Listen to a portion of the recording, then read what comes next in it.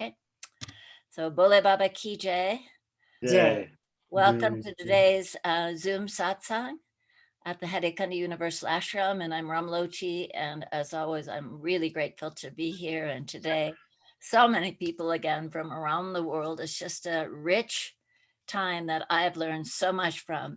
And we are going to take a little break after this for the holiday season. We turn into Thanksgiving here and Christmas season, and we will begin again. But some wonderful, exciting topics. And I'm going to turn the microphone over to Pujari and Gayatri, because they were involved in the last. Ramlocha was also at the last one. And that's sort of where we gleaned our topic from, particularly today. So who would like to begin?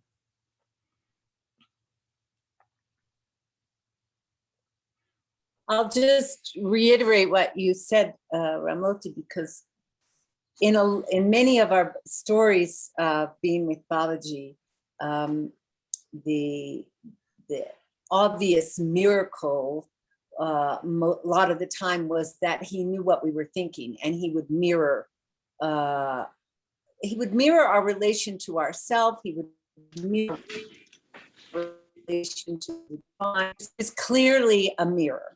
And so last satsang, it just popped into my head because I admit I've never really thought of it. I can't believe it. I always knew he was a mirror, but I never took it a step further. And so what I was asking the group was, do you think he was showing us that the whole world of manifestation, the world of form, is a mirror?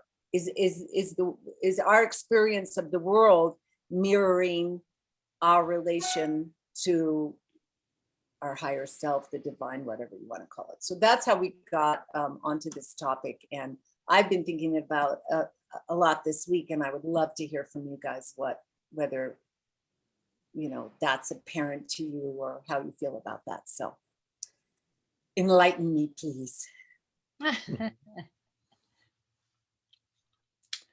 I gave it some thought, Gayatri, and I think many can relate to this. Like if we look at the world, if we speak on that topic, it is like the world for me, it becomes like a mirror of my mind, you can say. Because if I am out of the way, then it's a whole different experience. But I can more see that what's in my mind, and many saints say that you see what you create in your mind. You don't see reality, but you see your mind-made interpretation of reality. Until you are beyond thought, then you are in contact directly, and you're gone, and so you're in direct contact with reality. You've melted, you can say, with reality. But before that, I have to come to the conclusion that I only see my own mind-made interpretation of reality. And I can see that that's a very, very small particle of what's really going on in the world or in the universe. So I have a very limited view of what is the world. What is what is the world? No, Babaji, had a different understanding of that reality. What is the world? He would see it from a place of pure consciousness. And I think that's our obstacle, is we look through our own mind and our filters. And that's a very limited and painful situation we're all in, I'm afraid, until we have maybe moments of liberation where the mind drops away and we melt with reality. And that's like also last time, that's for me only a starting point. If that happens, you start to function a little bit free from your mind. You don't take your thoughts personally anymore. I can elaborate. I want to tell a little story what someone told. I listened to it a few weeks ago, and he said, well, there are different stages in the development, which was interesting to me, to come to a peaceful mind or to come to a state of no mind, or he also said it's the same, you can call it enlightenment or you can call it samadhi. He said it had 7 steps. The first steps is you want something. It can be a chocolate or a cup of coffee. And if you get it, you get some kind of peace of mind. It's just some desire gets fulfilled and you get peace of mind for that moment. I said, that's the level 1 of enlightenment or let's call, how did he call it? Samadhi, he called it. Said that's the first level of samadhi. You get something and you experience a very short samadhi. The second part is when you start to see that your thoughts are streaming by and your emotions, and you learn to look at them, that you don't identify too much with it anymore. That's a big step on the way to this identification with the mind.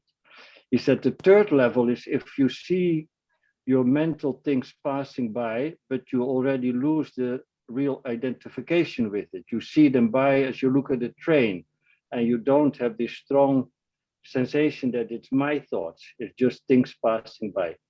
He said, and on the fourth level, the whole thought process kind of dissolves, and then automatically also the mind dissolves, and you start to function free from your personal me and mine mind also.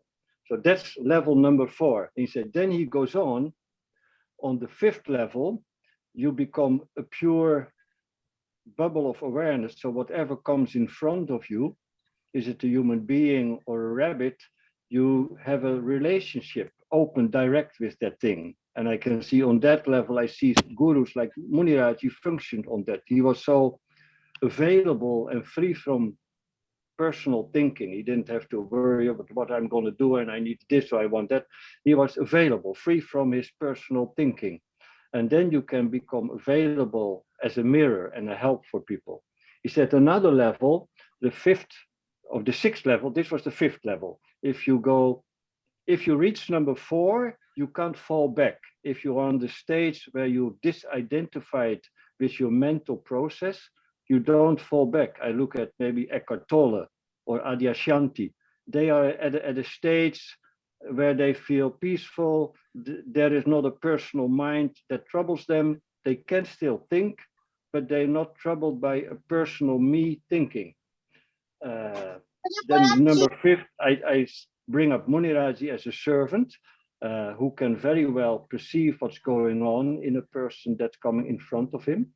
The number 6 level of samadhi, we called it, if you automatically in tune with humanity, you become in tune and compassionate for all of humanity. So you become a bigger servant, you can say. And the ultimate level is you become in tune with the universe. And that's where I can feel Babaji is on that place. He was a universal teacher. He was beyond the elements, beyond being a human being even. It's like just on that level. To give it some context of what you brought up last time was such a strong thing for me that I really pondered about it. I thought, well, this is what I can share with you as the stages of freedom, you can say, of stages of wakefulness. I found it an interesting thoughts to bring it into this meeting. So that were my thoughts on, is the world, what is it? Is it a mirror? Yes, it's a mirror, but the mirror of my mind. That's where I'm at the moment. I see what I see, that's just my mind playing out. And situations I attract, it can be whatever desires on the male-female level, or desires for fame or money. That's all my story, and I see that in the world, and that starts to play for me. I'll leave it there. I would like to see other people's response, or how they look on it. How is the world a mirror, and in what way?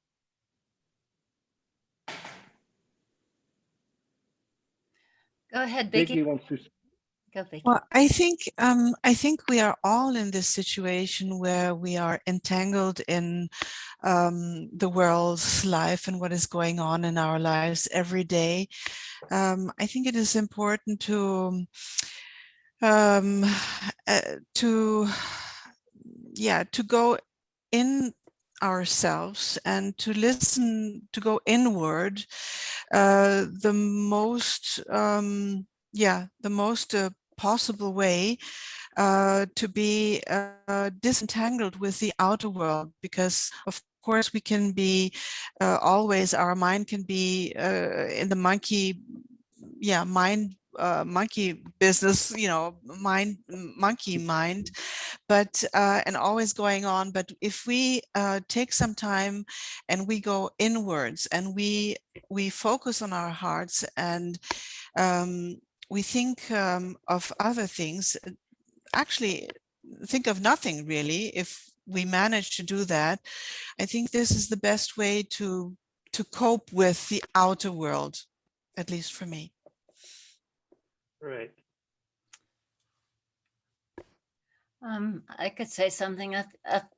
Also, I've been pondering this question, and it was a great satsang last week. I love them all. But so in the Devi Bhagavatam, it talks about it's our karma that brings us back into this world, and which creates this world. So I have particular karma, so I guess I create what I need to learn and what I'm working on and what I've done in the past. But the other thing have been focusing on lately, partly because I got this book from one of our viewers of the satsangs from India, and it's called The Grace of the Guru, and by Krishna, by a woman saint named Mataji down in the south near, I think, Kerala somewhere. And every word she talks is like, refers to her guru, who they call Papa. And so it's like my father, who is actually Papa, and we could say, I say Baba. So, this situation or this person that came and talked to me in this particular way, who is actually Baba, or, this illness that I have right now, which is actually Baba. So it's all teaching us and seeing everything as divine, every moment of my life, as Baba there teaching me. And Baba is the universe. So yeah, it is the same. Baba, the universe, and what's in front of me is a reflection of how I'm relating and what I'm learning. So it helps me to, particularly when I'm in a sort of a funky space and somebody does something I don't like them to do, to just see it as, it's Baba, teaching me something. What can I learn, rather than taking it personally? Go ahead, Gayatri. If you say like that we have a karma and so we're born to whatever purify or whatever that karma, then there definitely is a relation between form and your inner being. There definitely is, because otherwise why would you have to incarnate to deal with that? So in that sense, yes. Well, I mean, the only reason that I look at this, really, that I think it's important, is because we're in such a chaos right now. And if we want to affect change, which I think is the highest karma yoga we can be doing, is actually adding some true simplicity and love to this manifestation, then how can we do that? How can we serve in the highest way to affect some harmony here, so that there is harmony? And so I'm taking an 8-week course with Eckhart Tolle right now, and it's just the first meditation he gave was just unbelievable. And he just with his words took us out of our thoughts, our that relation with thought, and into more of a spacious frequency, let's say, where we could hang out without thought. And he didn't inject any kind of thought into that, bring it love, bring it harmony, any of that. He just had you hang out without identifying yourself as your thoughts. And so I mean, it's just beginning, and it's thrilling because I had such a amazing experience. But I also thought, you know, when we're doing mantras, when we're doing practices, we are raising our frequency. We are upping the vibration. And then I think all the more reason for attention and awareness, because when you have more energy behind your thoughts, you can really create some chaos in your life as well. I mean, I know I used to think that my guru, which of course is Babaji, but he gave me Gora as a guru. And Gora was very high, in a very high state when she meditated with Babaji, when she spent all this time. However, in her little mental construct, she was very rigid. She was very, this is right and this is wrong. She was very moral, or whatever the word is. Anyway, she got Parkinson's. And I used to think that she got Parkinson's because her thoughts were so rigid about everybody. I used to think that. I admit it. I was like, you know, she got so tight in her body because her mind was so tight.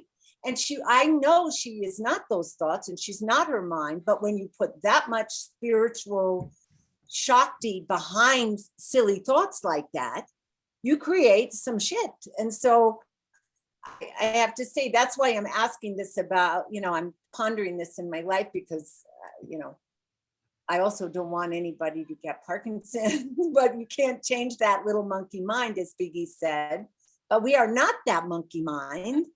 And maybe if we are able to reach level 3, Pujari, that's a little depressing. I mean, I'm crawling for level 3, and there's 4 more to go. I mean, think many of us are crawling on level 3. Yeah, I'm hanging out on number 3 somewhere in the middle there. Oh my God. Okay. Anyway, 4 would be nice. But yeah, just let's put it that way. How do we get to 4? Ask Eckhart Tolle. Okay. He's at number 4. So, but there are some people want to react. Beautiful, Gayatri. Yeah, but Diane wants to say something, and Biggie. So Diane first. I just want to say nobody can understand why someone has Parkinson's. An illness is between Babaji and that individual. All of my patients who've had Parkinson's were brilliant people who overuse their minds, not in a negative way. And I want to say that to me, the reflection of the earth is Maya. It's all a dream, is how Babaji showed it. And my people that I honor are people like Joanna Macy and Jane Goodell, who go out and actively do things to help others. So my gift from Babaji is to serve others. I have an Aries brain, which is overactive. I honor Ram Loti, who has done these beautiful services for us over all these years. But for me, my way of service is to help others. And so last year in a meditation at 74 years old this year, Babaji said, you retire and go out and help the indigenous Americans with acupuncture and herbs. So I got together with Lorraine Davis. Some of you may know her. She helped start the Colorado. Yeah. And I mean, everything just falls into place. If we get out of our head, spirit shows us our path.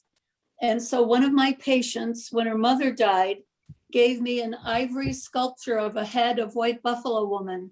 And I got in touch with Lorraine because I learned that the white buffalo woman, which is like Divine Mother Mary for the Indians, started with the Lakota people. And she told me about a chief out there that would be honored to have this sculpture.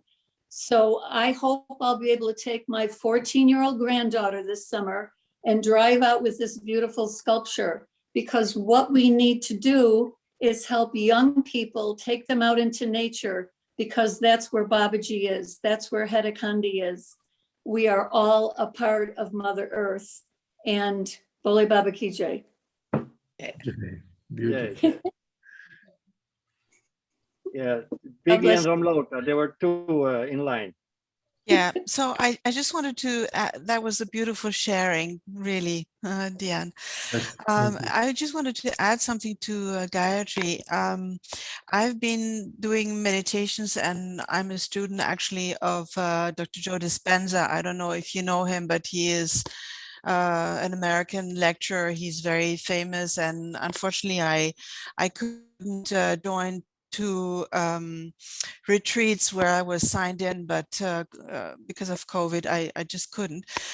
But talking about frequencies that is his big theme, and this is the big work what we all are doing actually, and I'm part of yeah, we came together as a group of a lot of people who could not go. So we are a group of people who come together at least once a week via Zoom, and we meditate together. And it is really about getting our frequency higher, which is, of course, through meditation is one way in totally yeah, being in no space, no time, going inwards, going into our heart. And it's the coherence we create between the heart and the brain is you know, giving this higher frequency. And I know that Eckhart Tolle is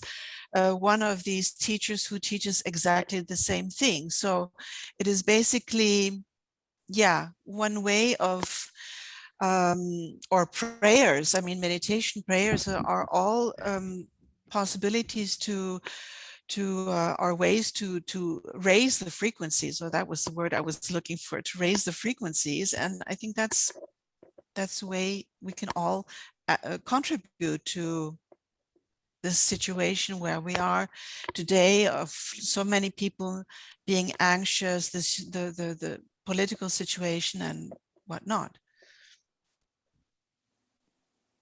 Okay, Biggie, thank you. Ramlota, you were. Yeah. When my experience with the world is that it appears in my consciousness. You know, every morning when I wake up, I open my eyes and the word appears there. And it's a knowledge that I have read in the books of Nisargadatta Maharaj. But then I realized how true it is, you know?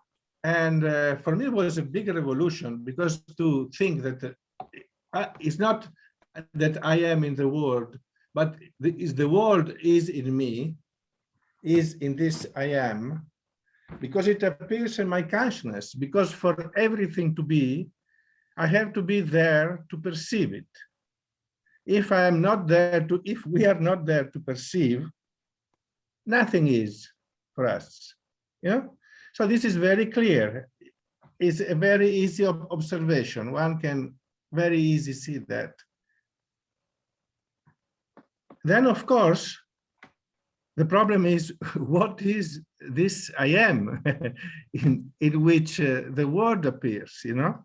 This is very, very deep, I think, to go. And then I recognize something that what Pujari said, you know, that it looks like that if this I am, if we think it's an individual, is very small, but this I am is limitless in truth. You know, this consciousness has no limit. We limit it to our body. We think we are, because we lived many 65 years close to this body. So I think, I try to think that I am this body, but we are not that. No, this I am is a consciousness which is infinite and limitless.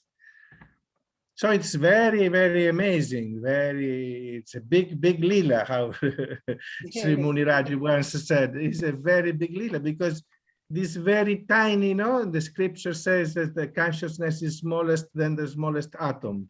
And yet it contains all the world, all the universe are contained in this little consciousness. And then there are these moments when we lose our borders, you know, actually once I had an experience with Baba. Maybe it was greatest teaching I received from him, but I realized what it meant some 20, 15 years later. It was very, very, maybe I can tell because it's very nice also to show the way he was teaching, you know. Sure. So this was about June, very, very, very hot, just before the monsoon, over 40 degrees. And I was working in an Italian restaurant, and the river, the stream of the river was hitting a rock upstream from the Gufa, some 40, 50 meters, had digged like a big pond, pool, like 20 meters long, 5 meters wide, and 4 meters deep. And so when this extreme heat came up, Baba one day said, "That is my swimming pool. Nobody can go there. I alone can go bath there." And so, and about 12, just before lunch, to go up, he was going up to the ashram for lunch, and he went to take a bath to fresh himself. So one day I was working, I had 20 guests in my restaurant, so I worked all morning with the fires, so it was very, very hot, extremely hot. So I saw Baba start toward the ashram, then cut to the left, going upstream towards his pool. And I had this desire to freshen myself. So I thought I go and ask him if I can bath there. And so Margarita was in the restaurant, so I said, "Okay, you serve everybody, and I go to take this bath." So I arrived there, and Baba was swimming inside his pool, and I asked him, "Baba, can I bath?" He said, "Oh yes, of course." And so I jumped in the water, and I swam. Actually, I dived and I swam under Baba, and then I turned inside, and he was he was swimming like a doggy, you know, making like this. But I swam under him, and I looked it from behind. It was very, very nice. Then I came out. We played a little bit in the water. Okay, then I make shot. Then he came out from the water, and they started to, he had 2 attendants, and they started to dry himself and dry himself. And I was swimming very slowly he had his back towards me, and I saw this body, you know, this body of Baba. Baba had a very, very beautiful body. You couldn't tell somehow if it was a male or a female body, because it was so aggregated, so proportioned. It was very, very beautiful body. So seeing from the back, I saw these shoulders, these legs, his arms, and then I moved slowly, and when I moved on his side, the belly appeared. This huge belly he had, you know. So this thought crossed my mind. I said, "Baba, you seem pregnant. Who will be your child? Who is your child?" This thought very swift crossed my mind. And then I kept swimming, and after a while I came out of the water. And as I came out of the water, Baba asked me, "Ramlota asnan ho gaya?" And that means, "Your bath is finished?" And for the first time, I think maybe I understood what he meant, that my time in Arakan was finishing, not that bath. And I had to go back to Italy. So I realized that somehow, and I replied, "Yes, Baba, but I hope to bath again in this water." And he said, he made a sound like that. And then I came out, I started to dry myself, and they were dressing him. And then he said a joke that he often did with me, and he said, "Ramlota, lota lao. Ramlota, bring me the lota." and he had his kamandal there near his feet. So he taught me how to take water for Baba. You go in the middle of the stream where there is some foam, and you take one and you empty it, two and empty, and the third one is the good one for him. So I filled the kamandal, and I came out and I approached Baba. And when I approached Baba, they were putting, he was white lungi and kurta, and they were tightening around his belly, his waist, a long scarf, make of a red scarf of very light cloth, maybe 4 meter, 5 meter long. They were tightening around his waist. So I bent to put the kamandal near his feet, and he took the loose end and he started to wrap it around my head. So when I got up, I saw this red cord between my head and his belly. And I realized in that second that he had answered my thought, you know, who is your child? You seem pregnant, who is your child? And in that moment, I don't know what happened. I felt like a jolt or something. I don't know what happened, but I remained there. I remember his face. He was looking at me very seriously with a little kind of smile in his eyes. And Majori Das was there with him, who was behind him nodding with his axe. He was wearing his axe and he was nodding and smiling. And then Baba said, now you ride with me. And so he sent the other boy who was with him, with us, to take his horses in the ashram. So, and the boy left and went away. So I don't know how long that was, but I think at least 20 minutes, because he had to walk from there to the behind the ashram where there was the horses, and take the horses and come down. And in that period of time, I was just sitting there looking, and the only thing I can say is that everything was absolutely perfect. Each stone of the river was perfectly in its place.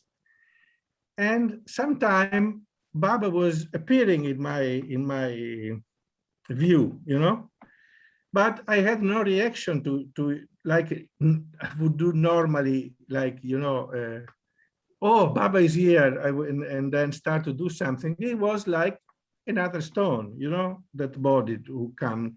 And it was just perfect that he was there. Then the horses arrived, and Baba made a turban. When he started, he took out and he made a big turban. I had a turban like this high, 20, 30 centimeter high on my head. And so he climbed on a horse, I climbed on the other, and we started towards the stairs of the ashram. And when we approached the chai shop, two men started fighting, and one punched the other, and that was perfect, absolutely perfect. That incident was total perfection. Two dogs started fighting a little after, and also that was perfect. There was no, nothing was out of place. Everything was perfect. Then we arrived at the bottom of the steps. We stepped down from the horses, we dismounted, and I turned and I looked and I saw in a distance the roof of the Italian restaurant where I was working in the Gufa. So I vaguely remembered that he had married me 1 month ago before with an Italian woman. But I very vaguely remembered. It was like from a very distant memory came to me. And I thought, oh, it would be nice if Ramganti was here too. In the same moment that I thought that, Baba looked at me and said, "You can go now." And I went back, and it's okay. I didn't give much importance because so many marvelous things were happening all the time in Haidakhandi. But then some 15 years, 20 years later, I realized that the highest teaching I got, it was this: "You can go now." Because in the moment I remembered that he married me, this I took a form again. So I couldn't stay with him anymore. The contact was broken, you know? So what you were saying before, Pooh, is when we are not there anymore, Baba comes, no? This is the very tricky thing that we are into. It's so tricky. Because when we are not, Baba is. When I am, Baba is not. This is very clear to me. So it's very, very difficult, because also if you make an effort to get in that state, of course you reinforce your ego, let's say. And so you cannot go in that state through an effort. So it's very, very difficult. And I think really by his grace somehow, I don't know how it works. What you just said, Ramlota, is so beautiful, and it is so difficult, you know. It's so difficult. Also, a loving thought. I had a loving thought, you know, for my wife. And you go. Why should a beautiful thing be difficult? You know, that is the question. It is so beautiful and it's so difficult. Beautiful should be easy, you know. That's why it is beautiful. It should be easy. No, then it's too easy. I have something. Pujari, do you remember how Isaac used to say, well, it reminded me when Diane said about the Maya, that the manifested world is an illusion. And Isaac, this teacher that Pujari and I studied with, were friends with, and went to his silent retreats for many years, he used to say that, what does the program on the TV say about the television? And that was, as you were talking, it really brought that up for me again. It's like this Maya is happening, but it doesn't, whether it's beautiful or it's what we might call ugly, if it's dogs fighting or it's, you know, something, it doesn't matter. That's the program on the TV. You are the actual TV. It means nothing about you, what happens here. So maybe this whole question, you are the one who watches the TV.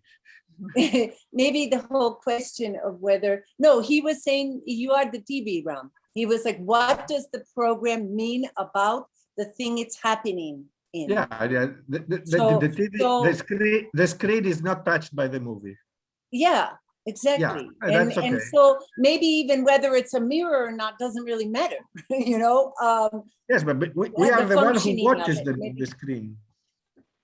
Yeah, maybe it doesn't matter. The point is to go beyond that. But still, we're here. Still, we're here in a manifest world. I actually thought last night, I was like, well, maybe I'm close to death. My son, my poor son, having to deal with all these houses and stuff and everything. And then I thought, maybe when I die, he ceases to exist. Because like you said, when you're not there, who knows if it's here still? So I was like, maybe when I die, it ceases to exist. It's only existing because I'm here perceiving it, you know? And then I thought, no, my friend Kathy just died and still I'm here. So somehow, no, that's not how it works. But I was really like, I mean, it's such a mystery. I guess that's what it is. That's why the Native Americans call it the Great Mystery. It's such a mystery. And wow, it's such a mystery. I have a feeling, you know, that ultimately, I suspect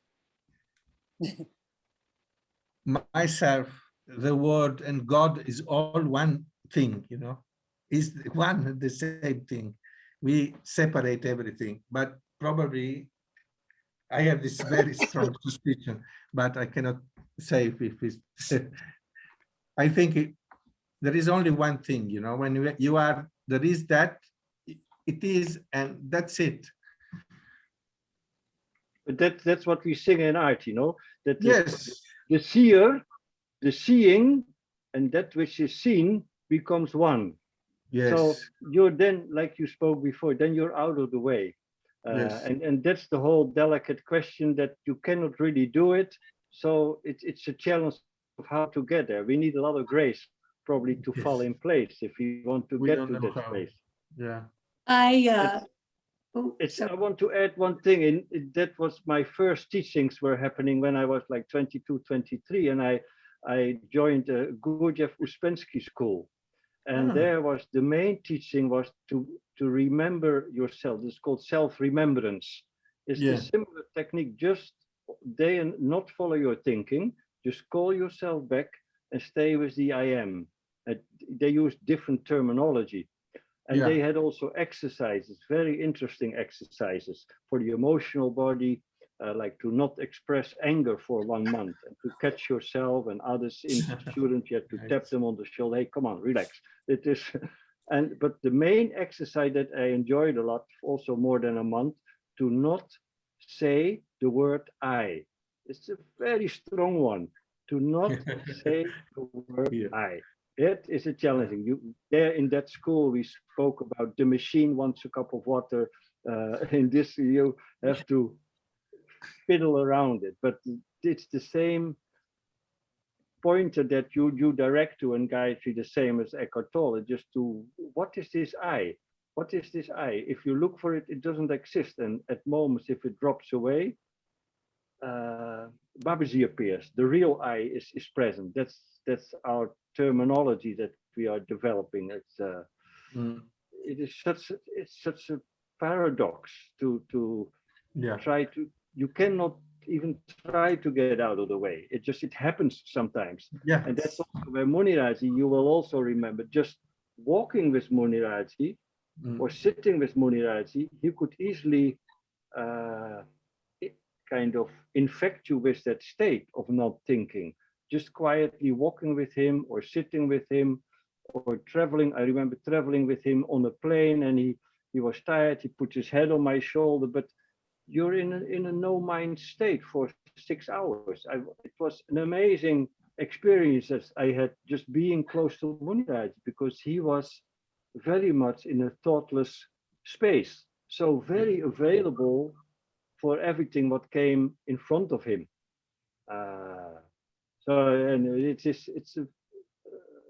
But with him it was like natural. You could see also with Babaji, it was so natural. He didn't make an effort to be present or to be God or to be that divine being. And same with Muniraji or with Eckhart Tolle.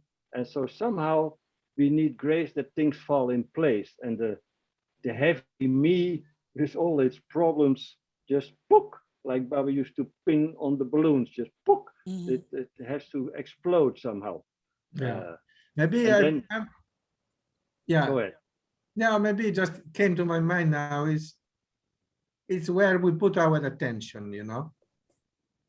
It depends where we put our attention. We have to look through the personalities, because our personalities are always active. I mean, we are not aware of it, but they are active in so many subtle ways that we are not aware all of them. You know, maybe we are aware of the most gross one. After the 30 years or 40 years of sadhana, we became a little better human beings, but probably some conditioning is very subtle, you know, we miss it. So then in this moment, like in that moment when I had this thought, Baba, you seem pregnant, who is your son? And then he called me there and he put the turban around my head. Now we ride, you ride with me, you know. It was so incredible, all these happenings. But it happened, you know, because my attention probably was diverted from what I'm usually thinking of, you know. It went to another level somehow. Yeah, What do you Baba's think? grace. What do you think? Put you in Yes, it's Baba's grace, but what that perfection that I saw in every stone is always there, you know. Yeah. No, it's always there. It is Yeah. here now around us. It is Yeah. always there. So why we are not aware of it all the time? We are You in the know, way. yeah, well, why we are not aware of it? Because maybe in a subtle way that our attention is diverted. I don't know, just now before I coming here, I was watching a ski race on TV. I skied when I was a kid, and I liked it a lot. You and I was stop. and I wa- and I was Don't watching tell me you stopped. You're too young to stop. for what? Skiing. Well, I live in South Italy. We have 40 degrees. The mountains are far away. I know, but when we went to the Dolomites, it wasn't that far. Come on, don't stop skiing yet, Ram. Yeah, no, because you never forget. It's like a biking.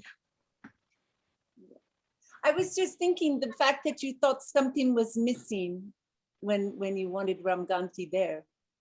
Instead of that perfection, instead of seeing that perfection, your mind went to, oh, I would like this also to be there. And that was First, I remember that he had married me, but it was a very vague memory, you know, something very far away. It didn't really concern me. It was like some character there outside. It is incredible. It's so strange. I was asking about the harmony and how we can create harmony, but actually your story made me realize it's always there.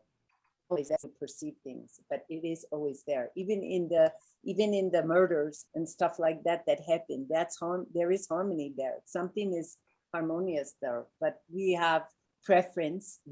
I have preference to things being loving and beautiful and not hard and shocking. But even the hard and shocking is harmony, I think. Anyway, that's what your story told me.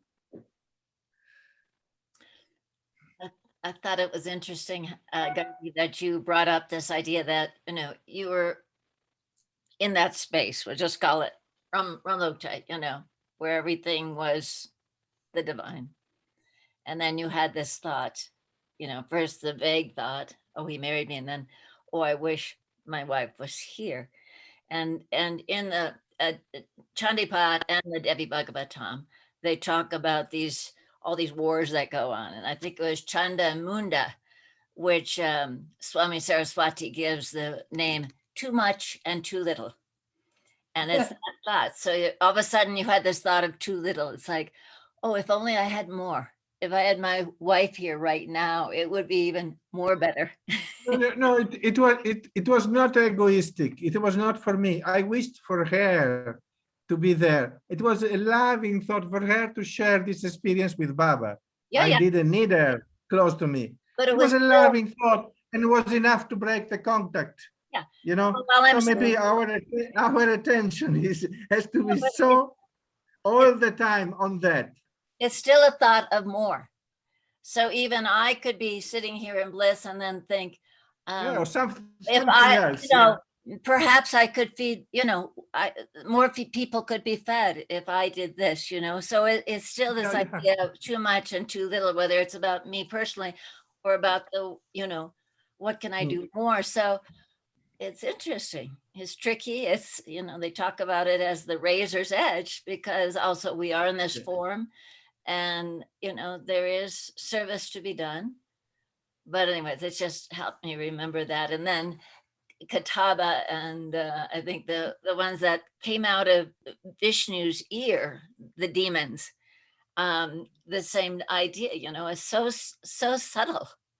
And just suddenly there's this teeny little.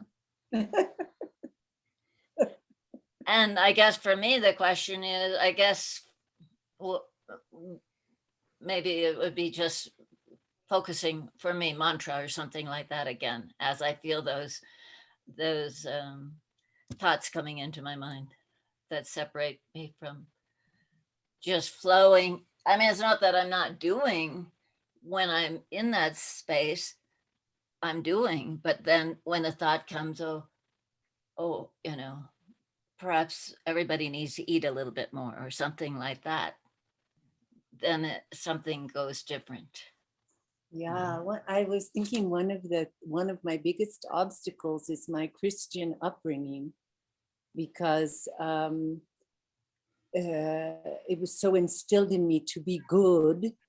You have to do this, and so like you're saying, oh, more feeding more people, or something. This is a very for me Christian kind of thing in my Christian upbringing, to do good so that I get to heaven. I need to help everybody, and so I have spread myself often very thin, paying no attention to my inner existence, my inner being, how I'm doing, to help so many people.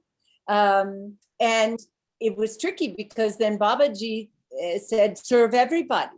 So then, okay, there we go again. Okay, serve everybody. But in serving everybody, a perfect example is being president of the Ashram and Samaj.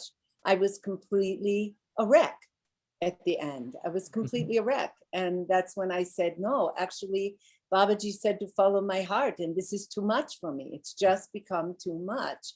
And so I said to Muniraj, I want to resign. And that was a very challenging thing because it went all against my Christian upbringing, and to think of me and how I'm doing. But then I did a peyote ceremony and ate a lot of peyote and puked my guts out until I finally could say, okay, Babaji said follow heart. And so this is not in my heart anymore. I'm not healthy here. I'm not doing okay. So I stood up for myself and I said no. And Muniraj was very upset. He said no. And I said yes. I had to even stand up to him and say yes. I have to put myself first here. So there's that balance also. Okay, we're still talking ego, we're still talking personality, but there is that in that reality, taking care of your well-being. How can you keep serving if you're not taking care of yourself? There's a very fine balance there. And I'm glad that he told you, Diane, you can retire now. And that's a very beautiful thing, because still, I'm sure you're still taking care of all those people, even just in your energetic connection to them. But when the whole Kavanaugh-Trump thing was going on, I was treating all these women for anxiety and past trauma. And the beauty of working for 40 years with several thousand people is that I get to see we really are all one. We're all going the same thing, through the same thing on this earth. So all the women 65 years and older, including me, because we were raised in that Christian way to never shout, get angry, serve others first, we had these horrible emotions in our heart, but they were stuck in our throat because we couldn't speak. So we all got reflux and GERD. And yet women in their 50s and younger were coming in saying the F word 20 times in 10 minutes. So what has happened recently through the whole month of August and the beginning of September, every woman, no matter what age, was coming in with all her chakras shut down or going in the wrong direction, because I show people that first before I give them a treatment. And I saw a video of a psychic from Thailand who said, right now on the earth, divine yin female energy is growing on the planet like it's never happened before. And that means men who are sensitive, they have yin in their yang. It's about holding the light and holding the love, and the yang aggressive energy is receding. He said the earth is like a snake shedding an old skin, and it's 3/4 of the way through. So what I perceived was every woman coming in was, and it's all of us, was letting go of old goo. What is that old goo? Old trauma from your childhood, or generational trauma of your parents and your grandparents, so that we can hold the light, which is what Babaji always talked about, would be coming on the earth. I just pray those of us, Ram Loti, Pujari, all those of us that are of this age will get to see that in our lifetime. But even if not, we share it with our children and our grandchildren. Holy Baba Ki Jai.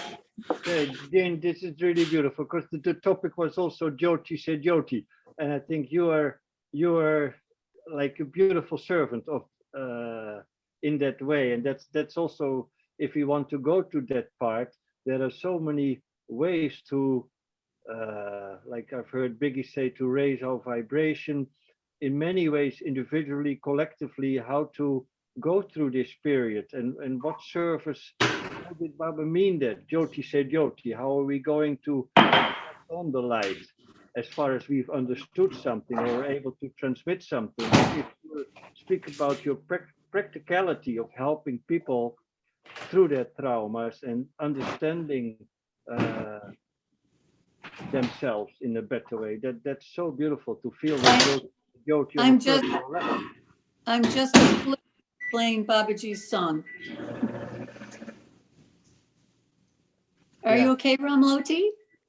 Yeah. I was just trying to figure out the sound in the back and mute it. Yeah, who's mute? Who needs to mute? I muted. I think we got It's it. Avanti. Avanti. Yeah. It keeps flashing on the screen. Okay. I posted something in the chat that I really, really like. It's a kind of a poem. So when you have a moment, I read it because it's really, it's the worst thing we ever did was put God in the sky, out of reach, pulling the divinity from the leaf, sifting out the holy from our bones, insisting God isn't bursting dazzlement through everything we've made a hard commitment to see as ordinary, stripping the sacred from everywhere to put it in a cloud man elsewhere, prying closeness from your heart. The worst thing we ever did was take the dance and the song out of prayer, made it sit up straight and cross its legs, removed it of rejoicing, wiped it clean, its hip sway, its questions, its ecstatic yowl, its tears. The worst thing we ever did is pretend God isn't the easiest thing in this universe, available to every soul in every breath. Beautiful. Mhm. Yeah. Really beautiful. I just came today across on Facebook, there came a statement from Einstein. He has said also the most beautiful things. The part I remember is that he said, we take our thoughts and emotions so personal. This is a huge, how did he say that? Like a not correct way of seeing things, because all these thoughts and things are just not personal. They limit us to not seeing and experiencing the whole of this divine realm that we live in. And we have to learn to embrace. If we can go beyond this, we will embrace all of nature and all of human beings as our own. He has so many beautiful pointers. I can't quote it exactly, but he started with that to take our own mental, emotional fields personally limits us to the experience of the divine realm, that what's really going on, and we are part of. It's similar to your thing to put God in the sky. How are we going to experience it? Now we are in the way ourselves through our upbringing, through our traumas, through our misinterpretation. Do we want more or less? We want to change things, fix things, or get rid of things. That's also a strong one that we've learned through a teacher. We always want to change something, or we want to fix something, or we want to get rid of something. If we can learn not to do that, we become very quiet. Yeah, maybe all this attention thing, that Baba Sadhana, Jap and Karma Yoga were meant to do this, the Jap purifies the mind and Karma Yoga purifies the heart. So it cleans your intention because you don't act for yourself, and so slowly, maybe then we are able to I remember you reminded me something about Muniraj. It was very funny. When I was there, I arrived there when he moved in the new house. I helped him move from the old house to the new house. It was very funny because I arrived there at 5 o'clock in the morning from the train to Delhi, and Ganga said, "Oh, Ramlota, thank God you are here. We have to move. And we have only 2 days because Muniraji had an astrological window to move of only 2 days, because before one of his relatives died. So he couldn't do anything for 12 days. So they left him only 2 days to move. And so we started moving, working. And then he did this he had this little temple, and he put the roof around, you know, the pradakshina, covered the pradakshina so that you could go around also with rain. And there was one the support of this roof was sticking out of the wall of his property, like 30 centimeters like this. And one day I was in my room, he was on his terrace reading the newspaper, and I hear a terrible noise, like crunch. I run out, and what I see is that the truck turning around his house had got this iron support and was wrenching away all the roof. It was an incredible noise. Muniraji, who was closer to the incident than me, was just reading his newspaper. You know, he didn't even turn. So I started screaming, "Hey!" And he looked at me and said, "What?" I said, "Muniraji, they are ripping away the roof of the temple." He said, "Yeah. See if you can take the plate of the truck." You know, I would have gone crazy if it was my Everything temple. is perfect. Everything is If perfect. it was my temple, I would have done nuts. And it was, for him, was just something happening, you know, like it was incredible to be with him, yeah, on that level. So he was so not interested in anything that was out other than Baba. His attention was only there and didn't move for 1 second, nothing. I've never moved from that. It was amazing to be with. Yeah, I remember in the early days when we would do the tours, there was always some big drama going on. And he was completely oblivious to it and, you know, just doing the thing. But the people behind who had to, you know, organize the karma yoga, the ironing of the dhotis and this kind of stuff, and who sleeps where. And, you know, the highest yogi wanted the best mattress, and if he didn't get it, there was a problem. And oh my God, I mean, there was so much drama happening in all of this spiritual play. Also on a personal level, it was just unbelievable. And he was completely oblivious to all of it. Oh God. Oh. I think Mohan, do you have your hand up, and can we see your face to ask the question if possible? So I'm in India, so it may be the bandwidth limited. Oh, now we see you. You're in India. Nice to have you, Mohan. Yeah. So that's why I turned off the video to save the bandwidth. Okay. Just talk a little louder. Did you have a question, Mohan? Yeah, I was thinking of a thought when Pujari was sharing about not saying I. So in US, there is a Shiva devotee by name Nandi. He would never say I. I can't hear you. You can't hear me? Yeah, a This little is bit bit louder. better. Speak louder. Okay. Okay, 1 minute. Maybe my audio is not picking up well. Yeah. Okay, good. So there is a Shiva devotee in California who would never say I. His name is Nandi. He would say, okay, I will come and help. Instead of saying, okay, I will come and help, he would say, Nandi will come and help.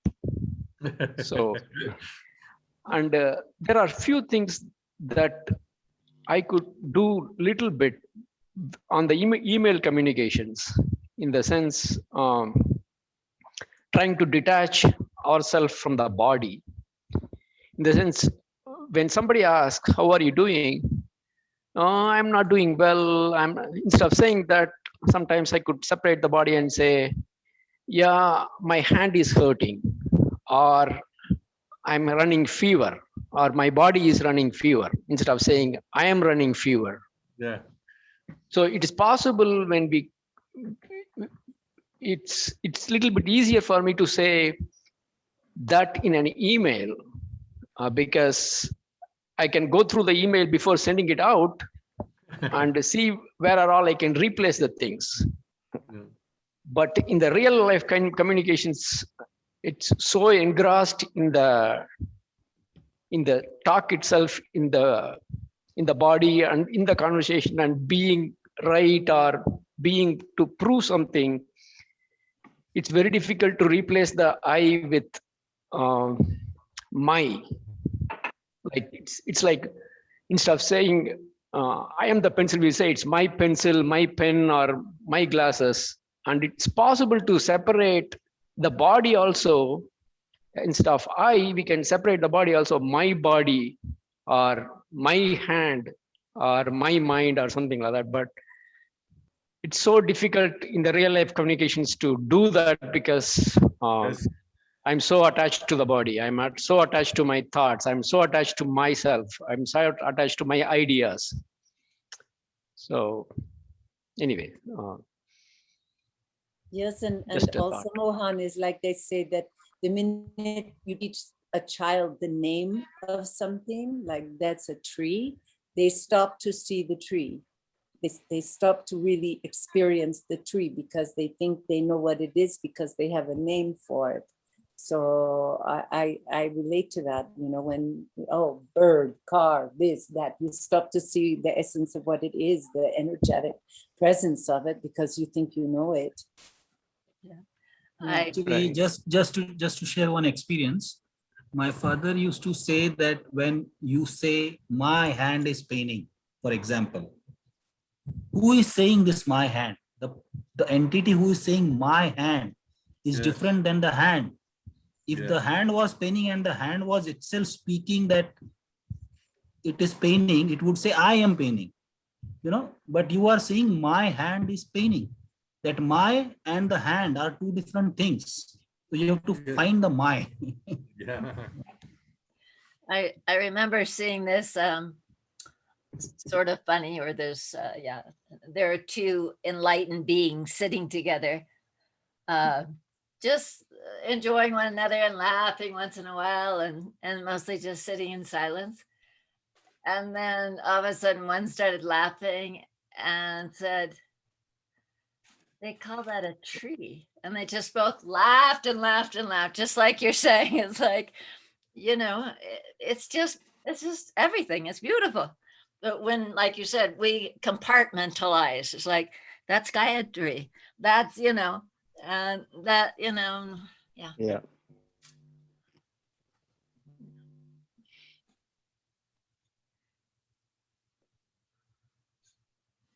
Uh-oh.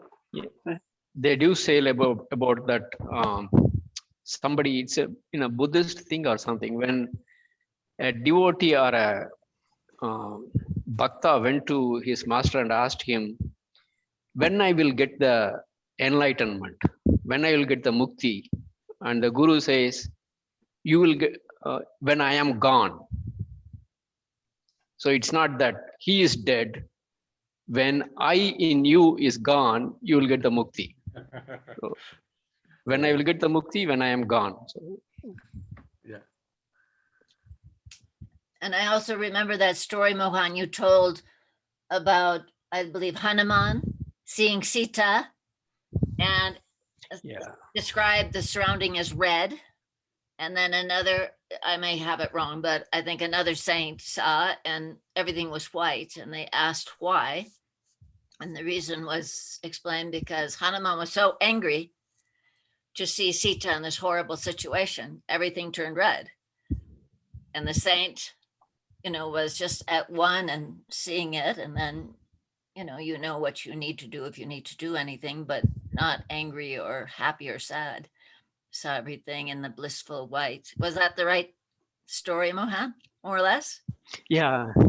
He was seeing, the saint was seeing the purity of Sita at that point in time. Yeah, at least he thought Hanuman was seeing the purity of Sita. And Lord Ram was basically saying, it doesn't matter what color the flowers are, it reflects your thoughts.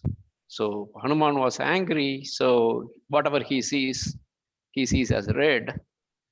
And the saint thought that Hanuman was seeing the purity of Sita, so he thought Hanuman was seeing all the flowers as white. And they could not resolve the dispute, and when they went to Lord Ram, and he was saying, both of you are right. And because both of you are right in the sense, like, this is what you saw, and you are saying what you saw. So the story goes like this. Maybe I can go through the story once more. It was coming from Amritananda Mahima here. Lord Hanuman goes and listens to his devotees explain the things. Especially he likes to hear the story of his master Ram. So one day he goes to listen to the story of Lord Ram from one of the big saints like somebody of that caliber. And he always goes in a different form when he goes and listens. So he goes like a small kid or a farmer or somebody like that. And when he was listening, one day the saint was saying that Hanuman was going over the Ashoka one, and he saw Sita for the first time.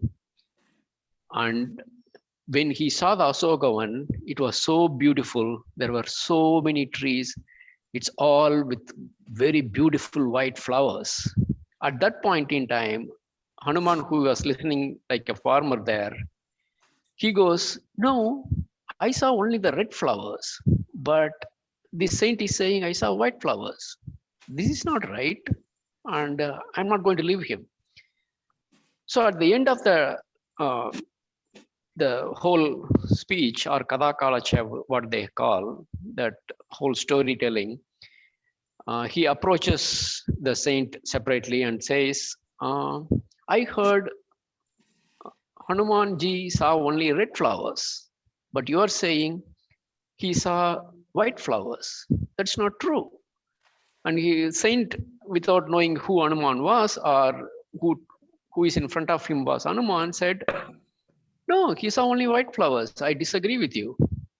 And Hanuman usually gets angry, but in this particular circumstance, he had the reflection and said, okay, this saint is a real devotee of Lord Ram. So I can't going to get angry on him, or I'm not going to punish him. So he disagrees, and both of them at some point in time agree to meet Lord Ram and ask the same question: who is right? And both of them go to Lord Ram, and he knows everything. I mean, he's like Babaji. He knows everything. Who is in front of him, what they did, he knows the past and future, everything. And then they ask, who is right? And Lord Ram goes, both of you are right. And they ask him to explain, how is it both of us are right? And he asks Hanuman, who is in a different form, okay, what do you think Hanuman saw? What was the mental state of Hanuman? And Hanuman knows what was his mental state. He said, Hanuman was so angry. He just want to burn the whole Lanka and kill Ravan and take Sita Devi with him. And he was so angry. And he came down and he saw only the red flowers. He came down and told Sita that I will kill him and take you. And Sita basically said, no, that's not your work. Lord Ram will come and take me. Let him know that I am here and he can come and take me in.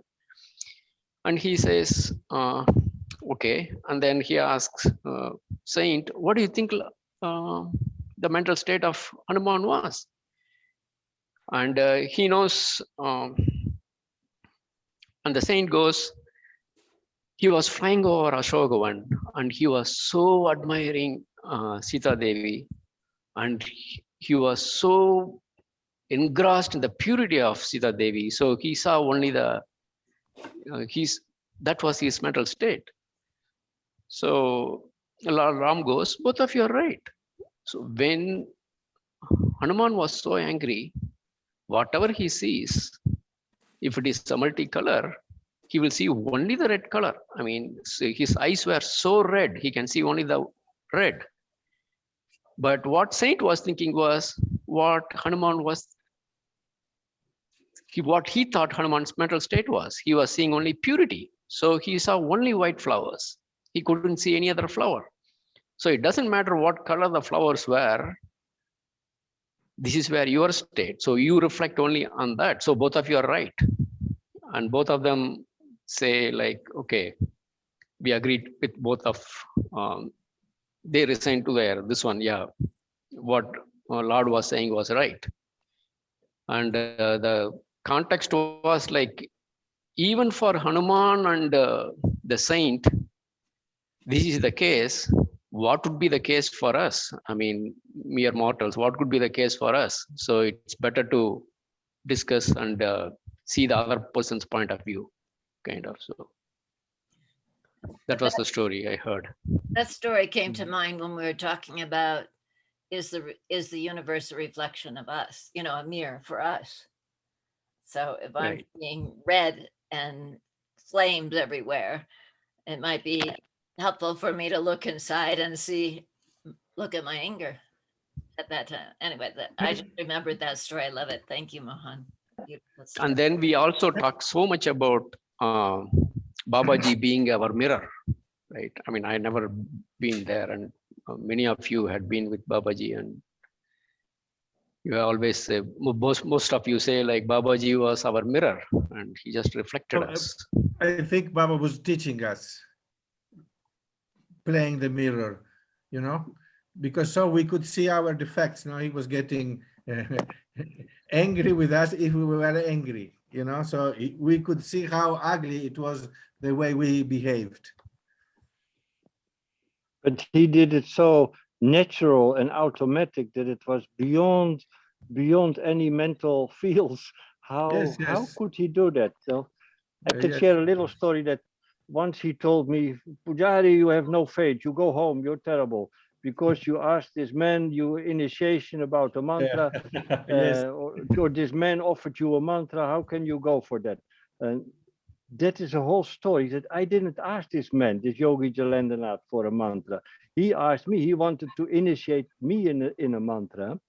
And they said, well, let me ask Babaji. So I asked Babaji, and Babaji said, no, no, no. And then like a month later in Haidakhandi, he started to scold me and send me away. You have no faith. Just a little thought that it might help me. I'm with Babaji, and just the thought that, well, ask Babaji, that was already stupid. Pujari, how you're with me? How can you? And that's for all of us. Now, we don't need to go anywhere shopping. No, it is all in our heart. If we can have that kind of faith. And you said, Pujari, you have no faith. You go your country, hopeless. And it's true. I'm still on that point. Very little faith. Faith means you're out of the way. You really leave it all to God. You're gone. Then you have 100% faith. So we're all on the way to that reality of truly have faith in him. Then there's no need to keep up a personality with whatever we still have to work on or get rid of or whatever is the story. It's all about faith, Babaji said. Yeah. Yes. It's all about faith. I agree with you, Pujari. Wait. I agree with you right there. It's like, oh, Joanne. Yeah, I've had some issues with the property. I'm sorry I came late, but I do agree. You know, Babaji was a mirror, and he could be very gentle with it. He could be very subtle with it, or he could be not so subtle with it. and if I was really stuck, then he was not so subtle. But if I wasn't, then he was silent and I could just stay with my intuition and get, aha, that's what he's teaching me. Okay. Got it, Baba. Let's, let's, Right. let's let Tarun ask his question. Go ahead, Tarun. Yeah, hello everyone. Can you hear me? Yes. Yeah. Okay, perfect. Very, very interesting discussions. I mean, I think I totally agree, Pujari. You were talking about the different levels of consciousness and how we have to continue to increase our vibrations. I thought that was very interesting. Also, Ramlota, I think one of the things that you were mentioning was, going back and forth between the being able to see more than what you perceive when you are, in yourself as an identity. And again, based on the videos that Ramloti has posted, I've been very impressed. I've been looking for, I've been searching for a very long time. And then I think about a year ago, I stumbled upon some of the videos that Ramloti had posted on YouTube, which when I looked at some of those videos with Babaji, it was kind of a homecoming experience for me. I think, I felt very satisfied, very content, and I've been participating in these satsangs, I think, for a few months now. Very nice to be with all of you, with the Haidakhandi family, and especially with the ones that had the opportunity to meet Babaji in person. I think learning from your experiences gives us a lot of hope and a different way of looking at life. I think that is very encouraging. Thank you, Ramloti, for all the efforts and everything that you put together so far. Thank you, Yeah, Tarun. and going to Ramlota's question, I mean, experience, I think from my personal experience, I feel like Babaji used to say from the videos I've seen, he's in each one of us. I think he's always in us, but we also have an essence of our own consciousness where we believe that, the I feeling, I have certain responsibilities, I have a qualification, I have a job. So there is that I. And as we meditate, and meditation kind of helps us to kind of dilute the attachments, so to say, between that little consciousness. And as we dissolve those attachments and go more closer to the center, we experience that feeling of being able to see more than what we see when we wear the I aspect of ourselves. So I think that has been my experience, and I think it was very well explained by Ramlota. Going back to Babaji's teachings, truth, simplicity, and love, it's challenging, right, for all of us to practice that on a daily basis when we go about doing our regular work. So there is a little code of conduct, spiritual code of conduct that I'd like to share with everyone that kind of helps me in taking a step back and looking at life from a different perspective. And it goes something like this. It says, work out of strength. The strength which comes not from insistence or arrogance, but that which comes from belonging. I belong to Shiva. This is eternal. This will never leave me.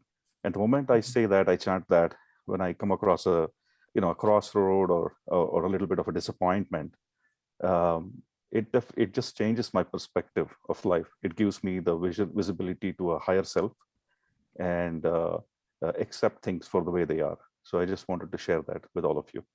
Beautiful. Tarun, could you repeat it one more time? It's very beautiful. So it says, work out of strength. The strength which comes not from insistence or arrogance, but that which comes from belonging. I belong to Shiva. This is eternal. This will never leave me. Beautiful. Yeah, I'll type it here in the text box for all of you, but it's something that basically, if you're facing a hardship or you are in the I moment, just chanting this within my mind takes me away from the I towards the higher self and lets me see things with a higher level of tolerance and patience. So I just wanted to share that. Om Namah Shivaya. Om Namah Very Shivaya. nice. And Tarun, I remembered while you mentioning truth, simplicity, and love, in one booklet of Mahendra Maharaj, I found a beautiful definition of truth, simplicity, and love. Okay. That was like this. Truth means because I was always wondering what is this, because truth, simplicity, and love, but what is really, you know, because they are so big concepts. Yes. So I was always wondering. And so I found this explanation was really beautiful. Mahendra said, truth means what the mind thinks, the mouth says, the body does. So practicing, one becomes simple. Then maybe love comes. That's beautiful. Yeah. Yep. Because also this truth is not a big thing there, you know. It's Yes. like an integration. Yeah. Yep. That's very well said. And I know this is the last session before the break, so maybe a little bit of I'll share a good book that I read recently that if you guys are interested, you can take a look at it. It's called Apprentice to a Himalayan Master by the author Shriyam. I'll type it here in the text. It's along the lines of autobiography of Yogananda, but this is more recently written, I think probably a couple of years ago. A lot of his experiences with Babaji in the Himalayas. And Shriyam is, he's a recognized spiritual leader in India. He's traveled around the world. I think recently he got the President's Padma Bhushan Award for his contribution to spirituality in India. Very interesting book, maybe a good read for the holidays. Thank you. Thank you. What's the name of it again, please? What's the name? It's called Apprentice to a Himalayan Master. I'll type it in the text here. Okay. Yeah, I'm not affiliated to any organization, so please don't misunderstand. But I just like the chapters where it references Babaji and his experience in meeting Babaji. So that's why I like the book. Oh, I'll definitely read it. So in the night, I always sat there. There wasn't a big arch thing there where you get to the top of the stairs and go on Swamiji's terrace. There wasn't all that stuff in the 80s. And there was just a hill, and I would sit there every night and make my prayers. And being kind of new, I just wanted to be like Gora, because she could speak Hindi. She was all the time with Babaji. So I remember I sat there this night and I said, oh, please let me be like Gora, to speak Hindi and be close to you and live here. And so the next morning I went to Babaji and I went to make pranam. And he said, no, you don't pranam to me, you pranam to her. And he pointed to Gora. And he said, she's your guru. You bring her, everything you bring me, you bring her. You clean her room, you bring her food, all this stuff. And then he took our heads like two coconuts and banged them together. So this created this relationship. But immediately I understood, oh shit, what am I praying to be like her? I don't even know her. Who knows what she's like? I'm just going from my perception of her being closer. Why I wasn't praying to be like him? I mean, hello. So he created this whole Leela that's just so funny. And, I did up until her death. We were very close and I took care of her and did all this stuff. It was all because of that one prayer to be like her without even knowing her. So be careful what you wish for. In that way, form is a mirror. You get what you wish for right away. Boom, she's your guru. Gayatri, I was there once walking behind Baba and Gora. Somebody else was there, I don't remember who. We were going towards the temple in the garden. And here on the left, there was this old Indian lady that was bent in two, little crippled, not speaking, completely out of her mind. And Baba, with a beautiful smile, turned to Gora and said, Gora, one day you will become like this. And we all laughed, We all smiled and laughed because we thought, oh, what a joke. Instead, it was how Gora arrived there in the end of her last years, you know. So very difficult to know why. It's impossible, I think, you know. The But law it of shows, karma. yeah, The Buddhist law said of that karma. the law of karma is so complicated the human mind cannot grasp it. Like it brings you to the point that we are not a doer. The destiny is so strong. Like one saint said, well, I think it was Papaji actually. He said, like, we are like in a train, and in a train you don't have to carry your suitcase all the time. No, you can, if you're on the path as your guru, you can drop your suitcase on the floor and just enjoy the ride. You don't know if you'll be crippled or you have one arm or you will get sick or get enlightened or be a great guru or a nobody. Destiny is such a deep thing that Babaji could see. It shows the greatness and the beauty of Baba, that he in a very playful, even innocent, playful way could point out these things. It's like hard to imagine the consciousness that Babaji, how he functioned. It's unbelievable. That's why it's the highest level of divinity, you can only call it, from how he could play and be with us. But the point, we are not the doer. He could see that. He could see our future and even future lifetimes.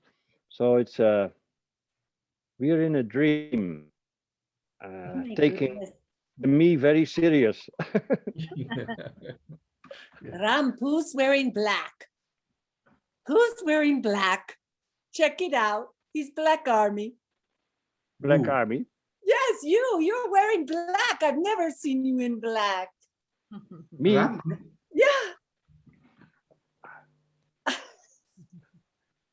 Uh-oh, we're in trouble now. Kranti time. I don't know. Maybe, but it is true that in the last year, when Mahendra died, they just sprinkled the ashes in the last few days of Mahendra Devi.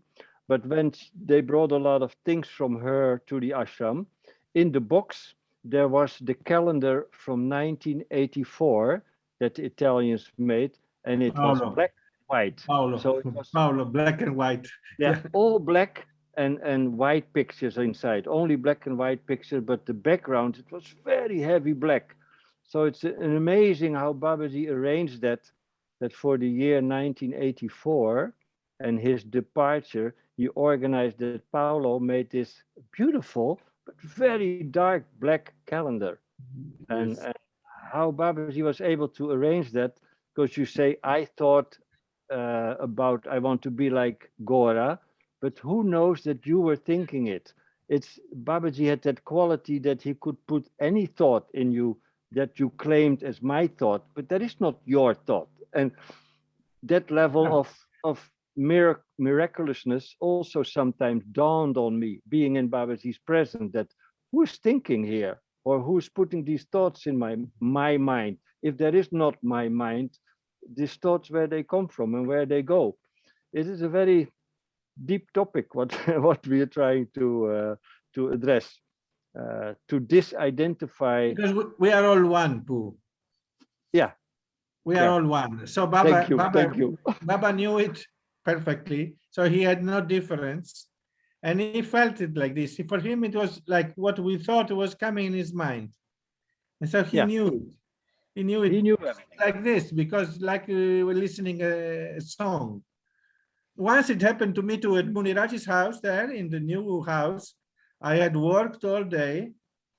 We had a beautiful arti with Muniraj, then dinner. And I was very relaxed on my bed in my room, having a bidi. Very peaceful, bilkul shanti, much peace was there. And suddenly I started thinking, oh, I'm so warm, it's too warm, it is too warm. For the first time maybe in my life, I was able to say, hey, but this doesn't belong to me, you know? I was here perfectly happy, in peace, having my bidi, fully relaxed. So what is this? No, it doesn't belong to me. And 5 seconds later, the door next to me opened, and a woman comes out breathing because she was hot. But Yeah. I thought You I picked up was the wrong hot. You thought. know? My mind was thinking I am hot. So it's incredible how it works. It's incredible. It's a little Biggie bit, wanted to it's say. a little bit incredibly Yes. confusing. Yes. It's like a game, you know, whose thought is it? Let's swap bodies. No, Pedro, let's swap thoughts. Let's swap. Well, I wanted to ask if you can swap a thought with me. Sometimes when when I see Babaji in a video, I see him that he's completely gone. Like I have the feeling his thought. He's not really present. Of course, he's sitting there, but he is so in another realm. So I wanted to ask you, did you have any experiences with him in this regard? And also, when sometimes he put up his arms very high, was he like downloading energy or any information, or what was his, I see you laughing, Ramlota. So yeah, maybe you He's have an repairing idea. the world. None of us can truly answer that. Yes.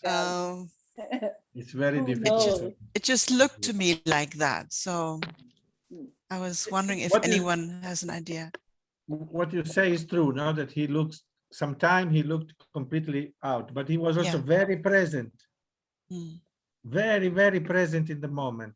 And he taught us to be very, very present. He wanted us to be completely aware of anything that we were doing in that single moment. That was first thing with him. To be with him, you had to be present there very well.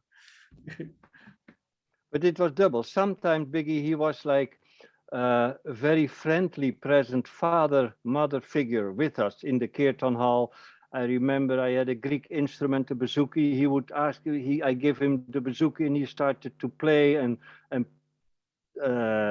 tune it differently, and very present and playfully interacting with us in the Kirtan hall. But other moments, he would go into some posture that you could, especially in the last year, he would like embody the whole pain of the universe. I felt he would have such a incredible, deep, not absent, but very deep state that he was sitting there, still present in the Kirtan hall or in giving darshan, but I cannot describe what kind of expression he had. It was such huge, compassionate, but also a suffering, compassionate look, like carrying the pain of the world. This kind of, I don't know how to describe it. No, he was feeling it.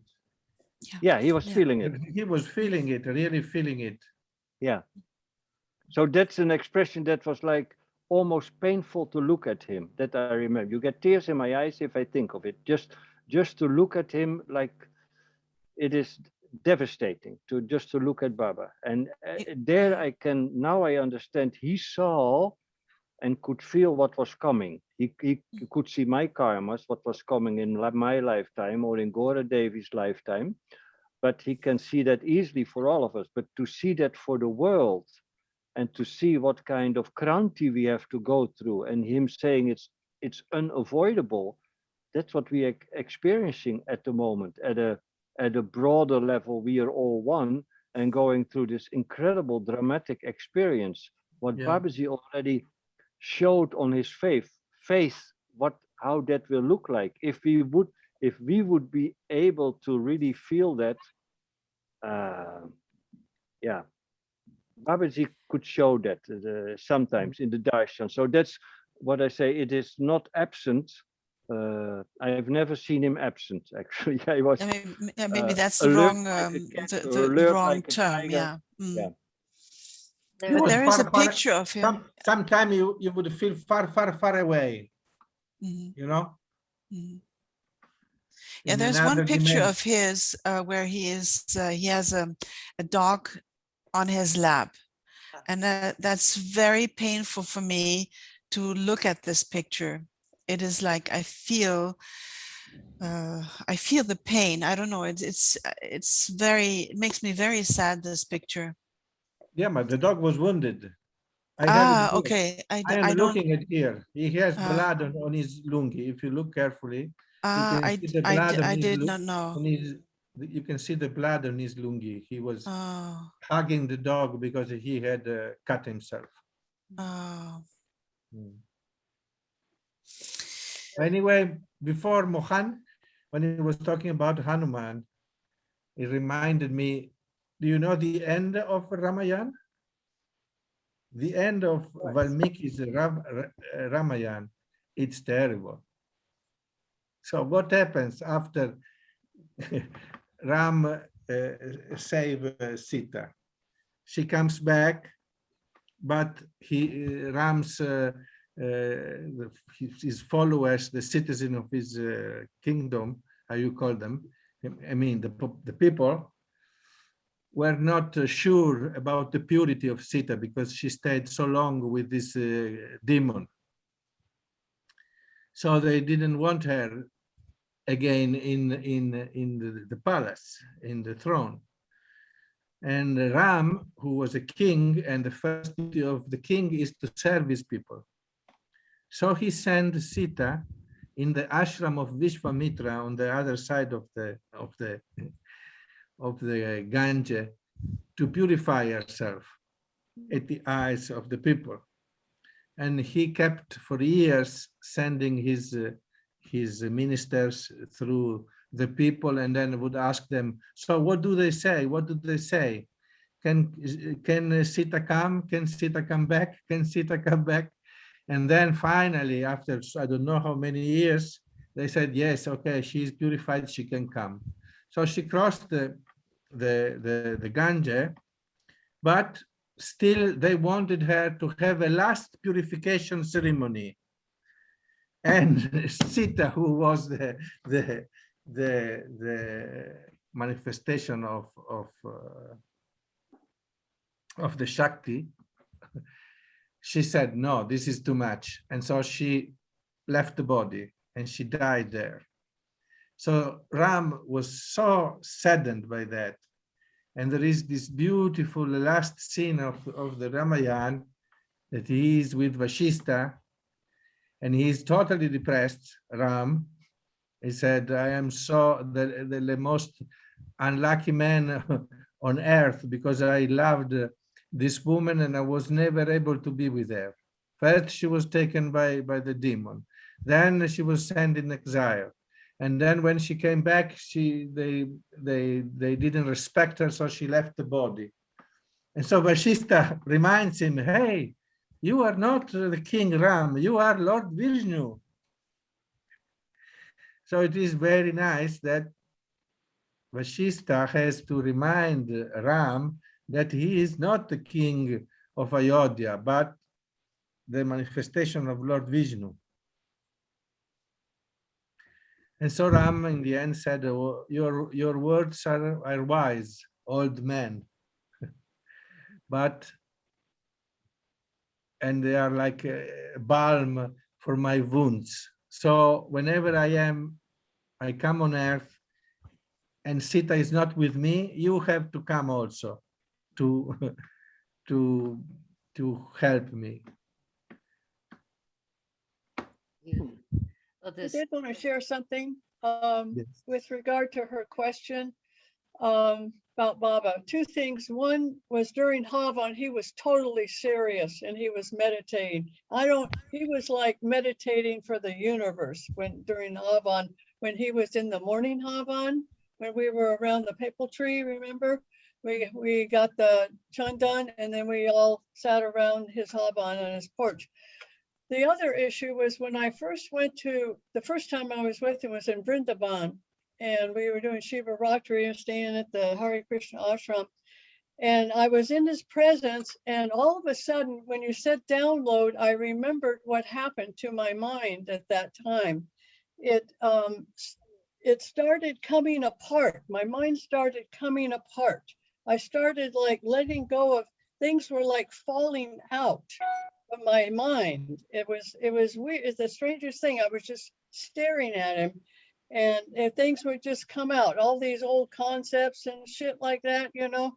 And then what started happening was things started coming together after that. Things started, metaphysical concepts, all kinds of, it's really hard to describe this because it's such a,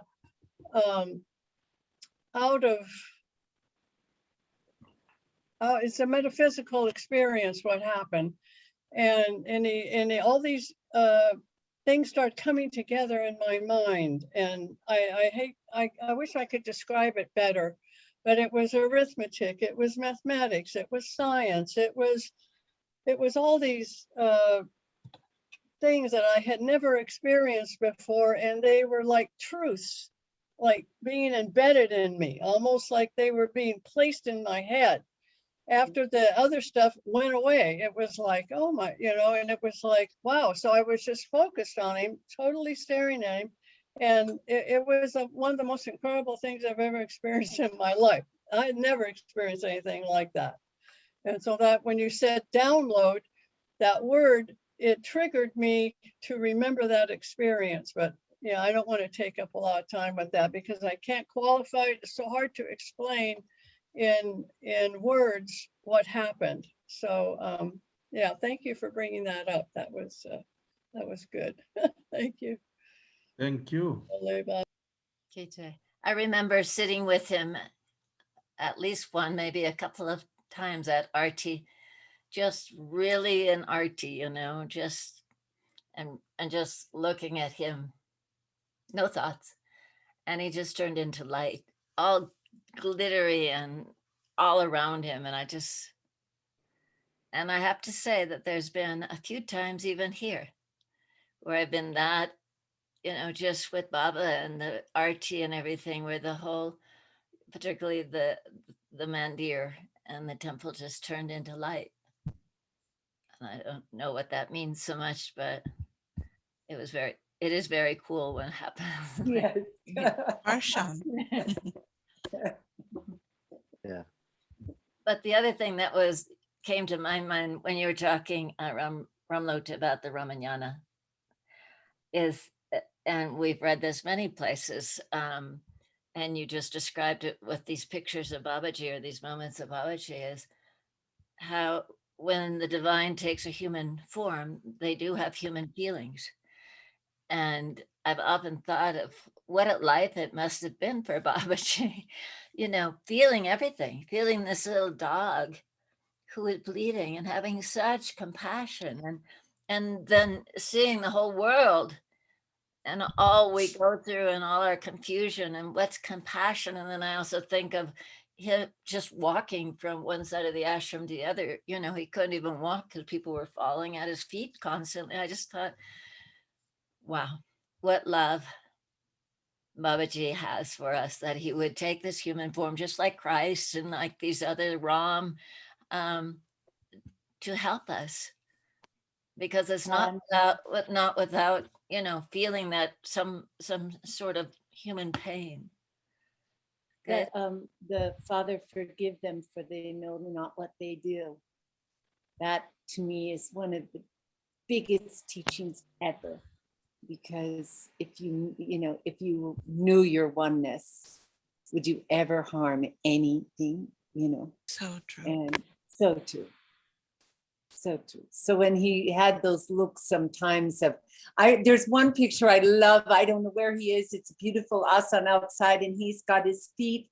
He's sitting there with his arms a little bit leaning forward on the asana, and his feet are turning in. And it just looks like so forlorn, so lonely. So, and in that one really is Father forgive them. How many people coming. When I once saw Amma, she must have recognized Babaji in me, because every time I went to see Amma, she was pulling me up on stage and doing all this crazy stuff. And I just was like, this is Babaji. She can tell I've been with Babaji. It must be on me like, you know, a second skin. Anyway, to sit there for hours and watch people come to her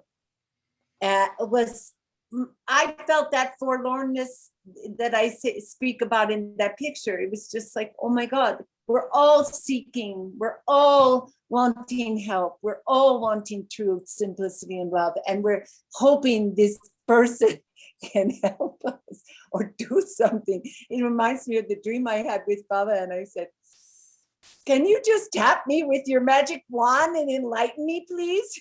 And he said, no can do, with this funny, sweet voice. He would say, no can do. And I was like, why? You can do anything.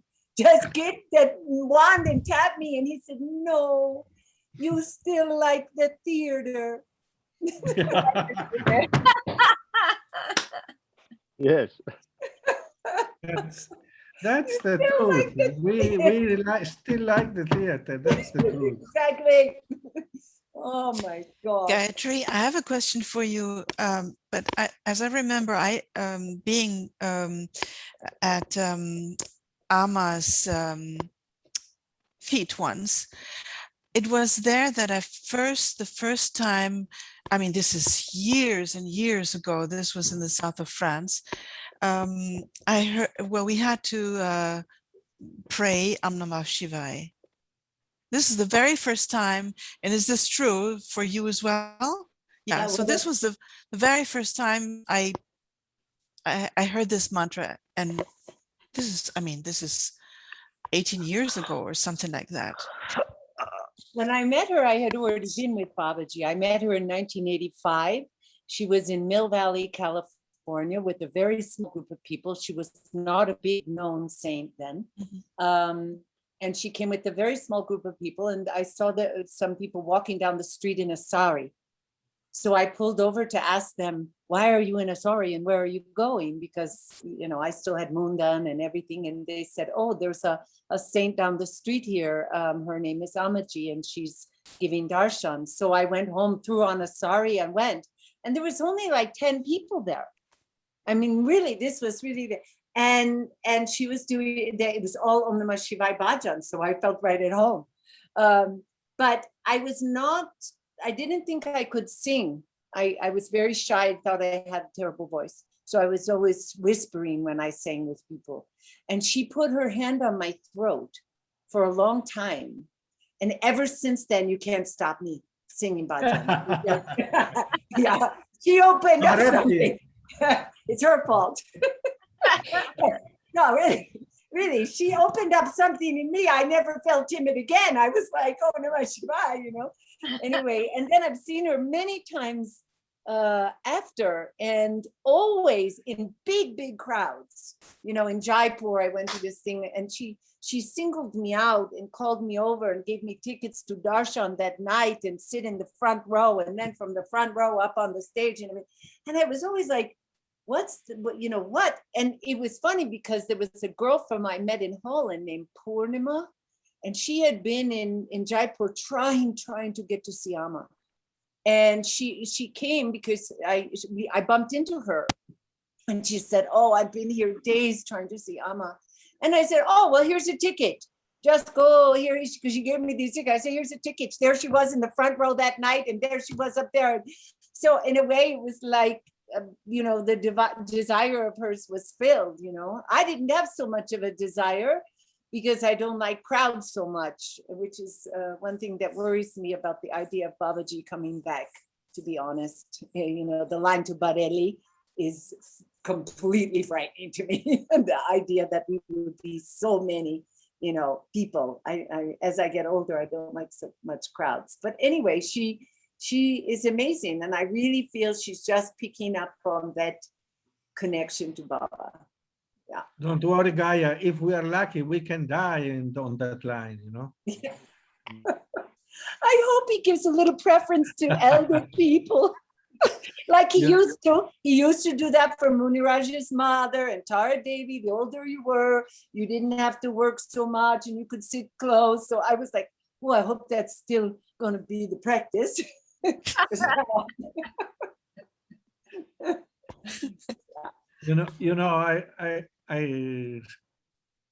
I put in my practice, when I practice in the morning, I always read a piece of Nisargadatta Maharaj, one of the books. I open at random and I read what comes there. It helps me. And so 3 mornings ago, came one very incredible. And he said, take this advice. Better not to be trapped into this spiritual knowledge business. Have a good time, a good life, be of service of others. And in due course, when the time is ripe, you will die. It was so beautiful. It resounded so much with me. Maybe I'm about to leave the body.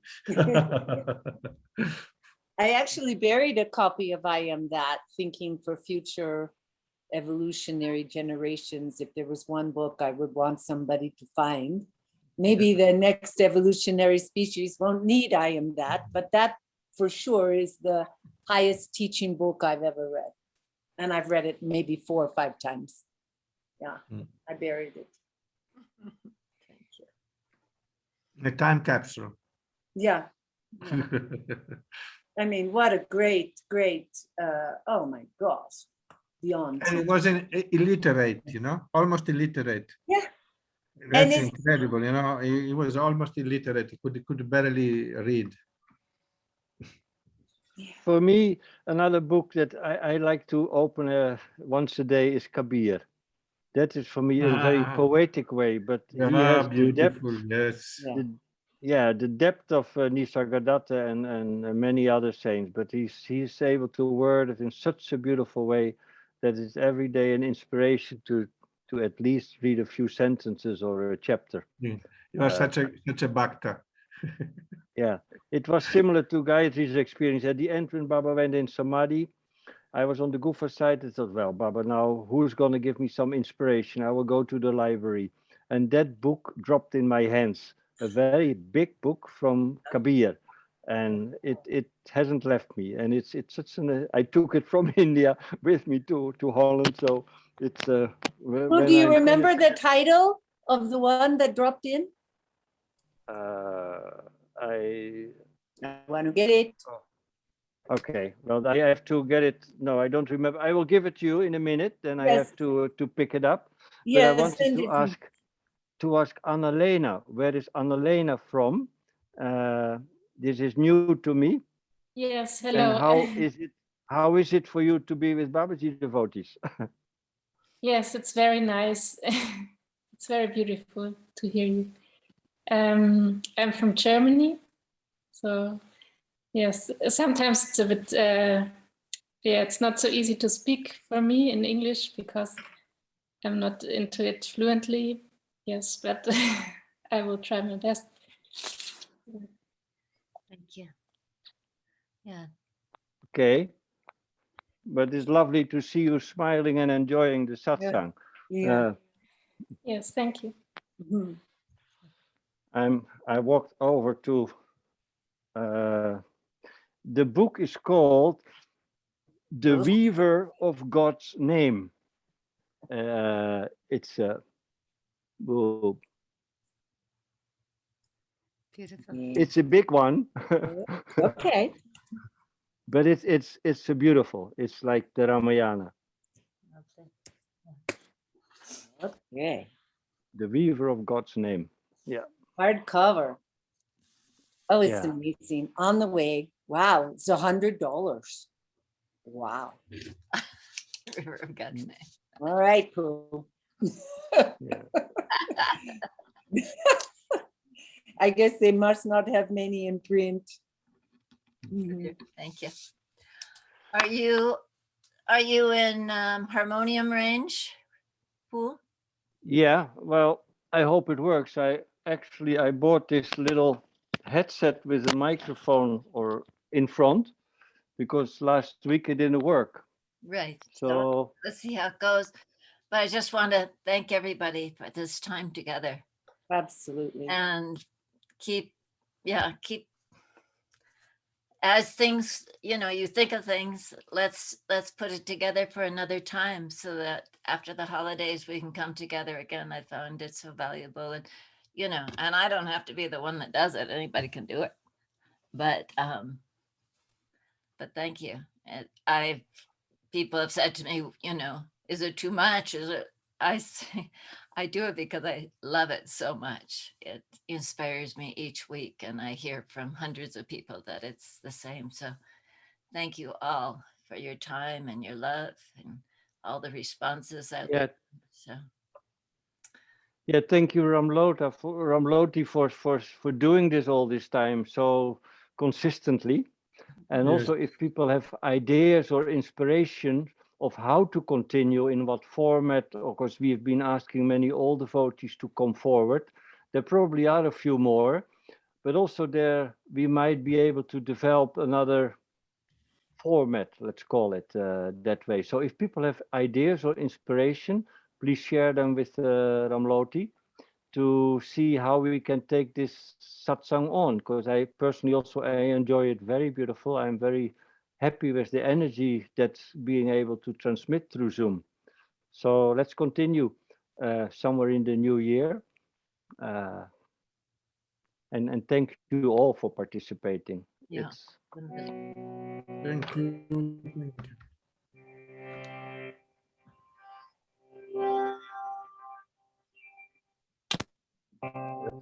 Let's see if the sound goes normal.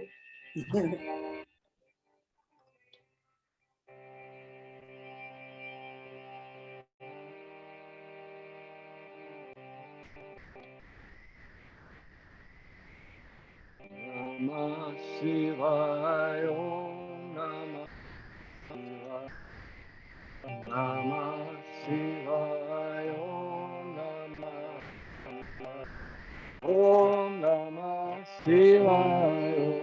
Namah Shivaya, Om Namah Shivaya, Om Namah Shivaya, Namah Shivaya, Om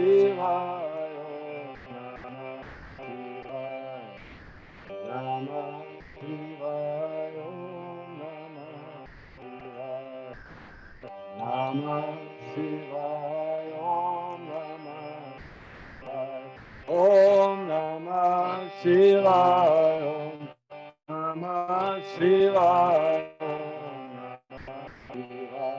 Om Namah Shivaya, Namah Shivaya,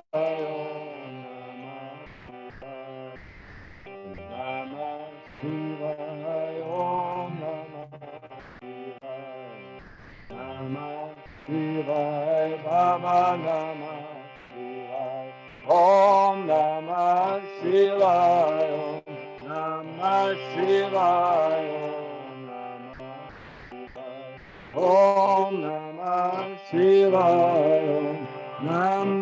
Shivaya, Namah Shivaya, Om Namah Shivaya, Namah Shivaya, Baba Namah Shivaya, Om Namah Shivaya, Namah Shivaya, Om Namah Shivaya, Namah Shivaya, Namah Shivaya, Om Namah Shivaya, Namah Shivaya, Om Namah Shivaya, Om Namah Shivaya, Namah Shivaya, Om Namah Shivaya, Namah Shivaya, Namah Shivaya. Bhagavati Jai, Sabakon ki Jai, Satsang ki jai. Yay. Yeah. Thank you, thank you. Thank you, thank you, thank you. Yes, blessings, everybody. Love. Yes. Mwah. Much Ciao. love. See you in the new year. See you in the new Yes. year. Yes, Jai. very much. Jai. Jai, jai, jai. Bye bye. Bye. Bye.